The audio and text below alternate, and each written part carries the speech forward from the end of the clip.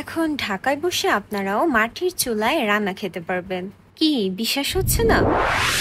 আসসালামু আলাইকুম and hello everyone. This is Sanjita Torni and welcome to my mini vlog. বেশ কিছুদিন যাবতই আমার মাটির চুলার রান্না খেতে মন চাচ্ছিল, কেননা মাটির চুলার রান্নার টেস্টটাই কিন্তু একদম অন্যরকম। এরই মধ্যে বনশ্রী রাজহান্ডি গোস্ত রেস্টুরেন্ট থেকে আমাকে ইনভাইট করা হয়েছিল, আর ভাইয়ার সাথে গিয়েই তো দেখি সেখানে সবকিছু রান্না হয় মাটির চুলায়। রেস্টুরেন্টে গিয়ে আমি প্রথমেই তাদের কিচেনটা একটু ঘুরে আসলাম। তাদের কিচেনে ছিল বেশ বড় বড় মাটির চুলা। এই চুলাতেই তারা সব ধরনের রান্না করে থাকে, আর তাদের স্পেশাল আইটেম হচ্ছে হান্ডি গোস্ত, যেটা কিনা 70টারও বেশি খুবই ইউনিক মশলা দিয়ে রান্না করা হয়। এন্ড এটার শেফ কিন্তু ভারত থেকে আনা হয়েছে। সো মাটির চুলায় রান্না করা এই হান্ডি গোস্ত ট্রাই না করে তো আজকে বাসায় যাওয়াই যাবে না। প্রথমেই বলছি তাদের ডেকোরেশনের কথা। রেস্টুরেন্টটা আজই ওপেন হয়েছে, তাই ডেকোরেশন ফুললি কমপ্লিট হয়নি। ফ্যামিলি এন্ড ফ্রেন্ডস নিয়ে বাঙালি খাবার খাওয়ার জন্য কিন্তু আপনারা এই রাজ হান্ডি গোস্তে আসতে পারেন।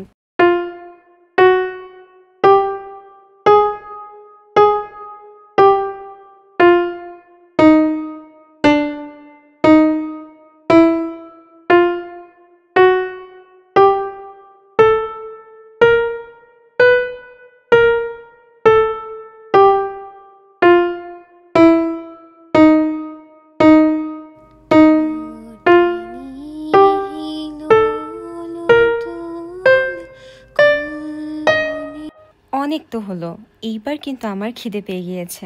এর জন্য আমি আর ভাইয়া বসে পড়লাম, আর বসেই তো আমি প্রথমে মেনু কার্ডটা দেখছিলাম। রাজ হান্ডি গোস্ত ফেমাস এর বিফ হান্ডি এর জন্য। সো আমরা সাদা ভাত, বিফ হান্ডি আর লাল ভুনা অর্ডার করলাম। গাইস, এই বিফ হান্ডিটা তো মাটির চুলায় রান্না করা হয়ই, তার পাশাপাশি মাটির পাত্রে দমে রেখে রান্না করা হয়, যার জন্য এটার টেস্ট কিন্তু অনেক ডিফারেন্ট। এখন খেয়ে দেখার পালা আসলেই এই হান্ডি গোস্ত কেমন।